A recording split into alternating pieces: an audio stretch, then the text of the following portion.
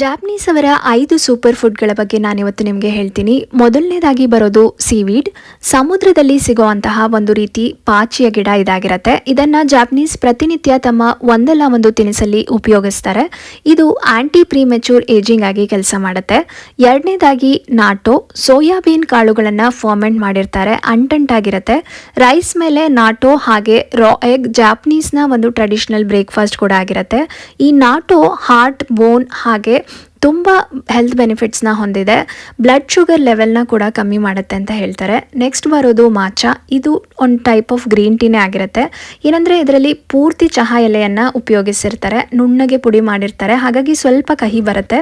ಇದು skin ಟೆಕ್ಸ್ಚರ್ನ improve ಮಾಡುತ್ತೆ, ಹಾಗೆ ಲಿವರ್ ಹೆಲ್ತ್ನ ಕೂಡ ಇಂಪ್ರೂವ್ ಮಾಡುತ್ತಂತೆ. ಇನ್ನೂ ಬಹಳಷ್ಟು ಹೆಲ್ತ್ ಬೆನಿಫಿಟ್ಸ್ನ ಈ ಮಾಚಾ ಹೊಂದಿದೆ. ನಾಲ್ಕನೇದಾಗಿ ಬರೋದು ಕೊಂಜಾಕ್ ಅಂತ ಹೇಳಿ. ಇದು ಒಂದು ಟೈಪ್ ಆಫ್ ರೂಟ್ ವೆಜಿಟೇಬಲ್ ಆಗಿರುತ್ತೆ, ಬೆಟ್ಟಗಳಲ್ಲಿ ಸಿಗುತ್ತಂತೆ.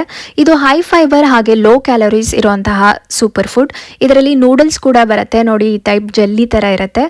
ಇದನ್ನು ಕೂಡ ಜಾಪನೀಸ್ ತುಂಬಾನೇ ಬಳಸ್ತಾರೆ. ಕೊನೆಯದಾಗಿ ಬರೋದು ಸಾಲ್ಮನ್. ಇಲ್ಲಿ ಸಾಲ್ಮನ್ ಈ ರೀತಿ ಆರೆಂಜ್ ಕಲರ್ ಬರುತ್ತೆ. ಸುಶಿಯಲ್ಲಿ ಎಲ್ಲ ರಾ ಆಗಿ ಇದನ್ನ ತಿಂತಾರೆ. ಒಮೆಗಾ 3 ರಿಚ್ ಇರುವಂತಹ ಸೂಪರ್ ಫುಡ್, ಹಾಗೆ ಬ್ಲಡ್ ಪ್ರೆಷರ್ನ ಕಮ್ಮಿ ಮಾಡತ್ತಂತೆ. ಧನ್ಯವಾದಗಳು.